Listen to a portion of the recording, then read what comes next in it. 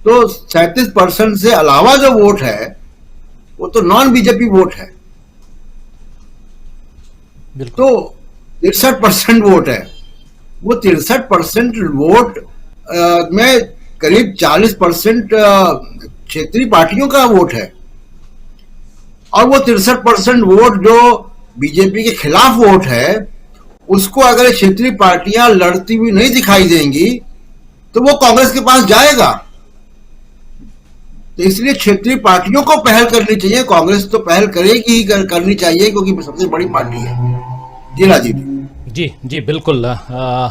लेकिन अमलेंदु उपाध्याय जी, क्या ये कोई मायने रखता है पवन खेड़ा ने क्या कुछ कहा, और क्यों पवन खेड़ा की बात जो है वो ज्यादा इंपॉर्टेंट हो जाती है और बीजेपी के तमाम नेता जो बातें करते हैं वो इंपॉर्टेंट नहीं होती है? मैं बात यानी कि यहाँ दामोदर दास कह दिया की जगह पे गौतम दास कह दिया, और ये बात बहुत इंपॉर्टेंट हो गई।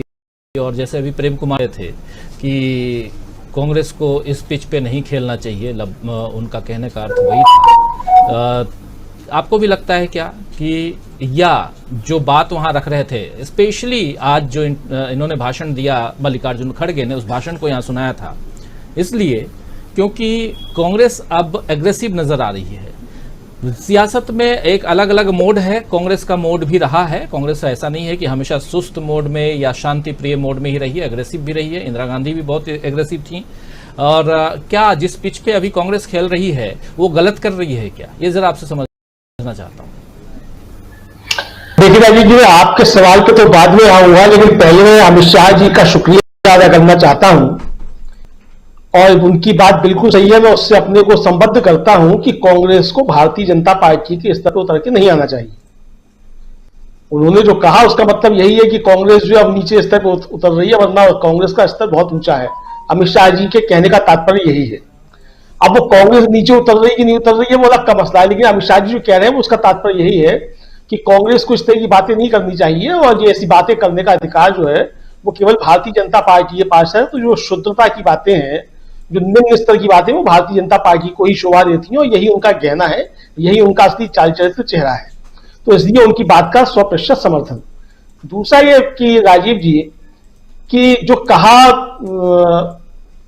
पवन खेड़ा जी ने, अब वो स्लिप ऑफ टंग जैसे कहा जाता है कि जुबान फिसलना, वो जुबान फिसलना था, और तुरंत उसके साथ उन्होंने सॉरी बोला एक साथ। और फिर दूसरे जो साथ में बैठे हुए थे उनसे कंफर्म किया कि दामोदर दास है कि गौतम दास है। तो यानी कि वो कसदन जो है, मतलब जानबूझ के कहा हुआ नहीं लगता प्रथम दृष्टया। उनके मन में क्या है, वो मन की तो कोई नहीं पढ़ सकता है, और आपके मन के अंदर क्या चल रहा है उसके ऊपर, उसके आधार पर कोई एफआईआर भी नहीं हो सकती है। अब प्रधानमंत्री अगर सदन के अंदर कह रहे थे कि राहुल गांधी जो है या कोई भी जो है वो नेहरू सरनेम क्यों नहीं लगाता, तो प्रधानमंत्री के मन के अंदर क्या चल रहा है उसके ऊपर तो कोई एफआईआर नहीं हो सकती। प्रधानमंत्री ने जो कहा वो तो अब संसदीय बात कही उन्होंने कि कोई क्यों नहीं लगाता नेहरू, तो गांधी क्यों लगाते हैं। तो ये उसी तरीके का मसला है, और उस पर खैर आगे बातें होती रहेंगी। लेकिन हाँ, मैं ये बात जरूर कहूंगा कि कांग्रेस को असल में दो अपनी जो है एक रणनीति की बात है, दो लाइन बनानी चाहिए अपने प्रवक्ताओं की। एक वो लोग जो टीवी डिबेट्स में जाते हैं उनको फिर जो है वो आप प्रेस ब्रीफिंग में मत बैठाइए। और इसलिए कह रहा हूं मैं, क्योंकि संबित पात्रा से जुबान लड़ाते लड़ाते वो आदत पड़ जाती है उसी की स्तर पे आने की। तो आपकी जो प्रवक्ता टीवी डिबेट्स में जाते हैं तो उनको संबित पात्रा के लिए सहेज के रखिए, और उनको जो है फिर प्रेस ब्रीफिंग में मत बैठाइए। तो उनका काम वहां होना चाहिए। और सबसे अच्छा तो यही है कि आप टीवी डिबेट्स में भेजिए ही मत, क्योंकि वहां आप जाके कितना भी कुछ कर लीजिए।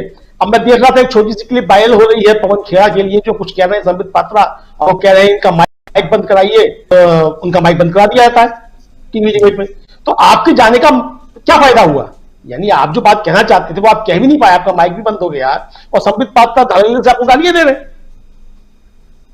तो फिर आपको उन टीवी डिबेट्स में नहीं जाना चाहिए। अब जो ये है कि कांग्रेस जो कर रही है वो सही है कि नहीं, देखिए राजीव जी, कल छत्तीसगढ़ में ईडी के छापे पड़े। आज छत्तीसगढ़ में ईडी के दफ्तर पे जोरदार प्रदर्शन हुआ कांग्रेस का।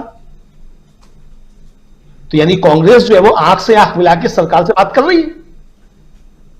और जो राहुल गांधी ने कहा था कि डरो मत, तो सीबीआई ईडी के छापे हो या किसी के छापे हो, डर तो नहीं है फिर। डर होता तो कांग्रेस के कार्यकर्ता बड़ी संख्या में ईडी के दफ्तर में प्रदर्शन करने के लिए नहीं जुटते।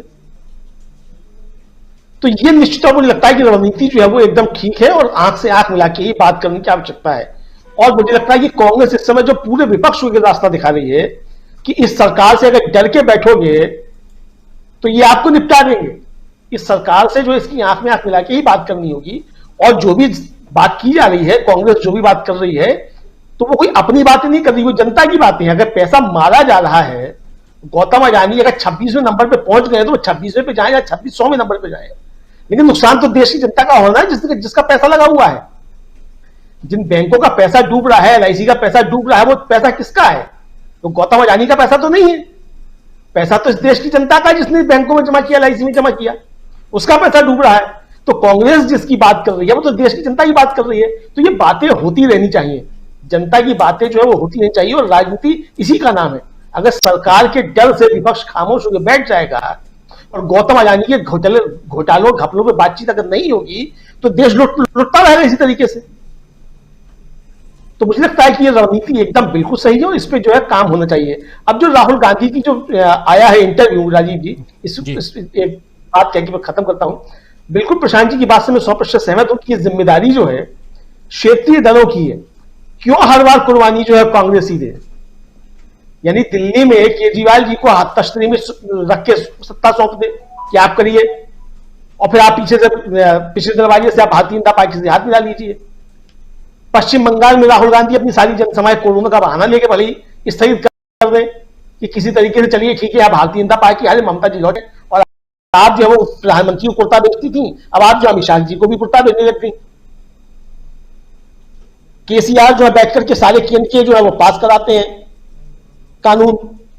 तो कांग्रेस क्यों इस तरीके का बलिदान दे? क्या भारतीय जनता पार्टी से लड़ने की जिम्मेदारी अकेले कांग्रेस की है? इन सबकी जिम्मेदारी नहीं है। तो फिर वही बात है कि कांग्रेस बड़ी पार्टी है, उसका एक संघर्षों का लंबा इतिहास है। तो कांग्रेस तो किसी न किसी तरीके से सर्वाइव करेगी। 2024 में भारतीय जनता पार्टी सरकार में आती है तो भी, और नहीं आती है तो भी, तो उसका संघर्षों का इतिहास है, तो वो करेगी सर्वाइव। सोचना उनको है जिनका कोई संघर्षों का इतिहास नहीं है और जो खास जो है एक कोटरी के नेता बने हुए हैं और पिछले दरवाजे से कुछ ना कुछ करते रहते हैं। तो सोचने का विषय उनको असल में तय करना है कि वो क्या चाहते हैं, भारतीय जनता पार्टी से बचना चाहते हैं या कांग्रेस से बचना चाहते हैं। तो ये उनको तय करना है। मुझे लगता है असली समस्या यही है।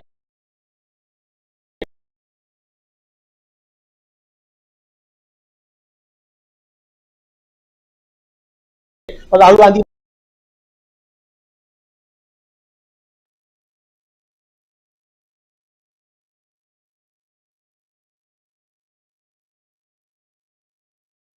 तो निश्चित तौर पर भारतीय जनता पार्टी को हराया जा सकता है। और आज भी भारतीय जनता पार्टी का ठीक ठाक तरीके से चुनाव हो रहा है, तो जीती हुई नहीं, हारी हुई है।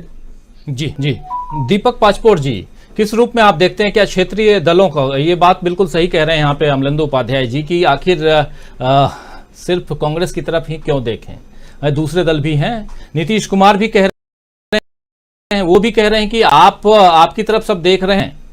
नीतीश कुमार की बात अगर ध्यान से सुनिए तो नीतीश कुमार की बात में थोड़ा सा एक कहें तो उलाहना भी है और एक वो पैगाम है, वो मैसेज है कि अगर आप नहीं चेते अभी तो हम जो क्षेत्रीय दल हैं वो कहीं और भी चले जाएंगे, हमारा अपना गठबंधन हो जाएगा। ये अगर बहुत ध्यान से सुनेंगे, अगर कहें आप लोग तो थोड़ी देर में उनकी बातों को सुना भी दूं तो साफ साफ क्लियर कट है। और यहां राहुल गांधी की जो बात है कि, और राहुल गांधी भी वही बात कह रहे हैं कि सब साथ में आना चाहिए, और जब आमने सामने की लड़ाई होगी कोई इधर उधर अगल बगल नहीं झांकेगा तो हराया जा सकता है। तो यहां आखिर क्या कारण है कि सिर्फ और सिर्फ कांग्रेस की ही तरफ लोग देख रहे हैं, क्षेत्रीय दल कहां हैं? और अगर तो कांग्रेस अगर बैकफुट में है तो क्षेत्रीय दलों का उसमें बहुत बड़ा योगदान है। क्या कहेंगे? देखिए, इसके बारे में तो मेरा विचार हमेशा से ही रहा है और जो मैं कहता भी रहा हूं कि जितने भी इस तरीके के छोटे छोटे दल हैं वो भी प्रांतवाद से ऊपर नहीं आएंगे। इसमें तो कोई शक नहीं कि बहुत सारों का गठन तो इसीलिए हुआ कि वो अपनी प्रांतीय अस्मिता को, प्रांतीय हितों की रक्षा कर सके। लेकिन देश ऐसे मौके पर जब खड़ा है, ऐसा नाजुक वक्त है, तो उन्हें ये तो सोचना चाहिए कि हमें हमें क्या इस मर्यादा से, इस सीमा से बाहर आना चाहिए या नहीं आना चाहिए, या आप अभी भी अपने प्रांत की ही बात करेंगे, उसी की बात करेंगे और केवल लाभ लेने की कोशिश करेंगे? देखिए, ये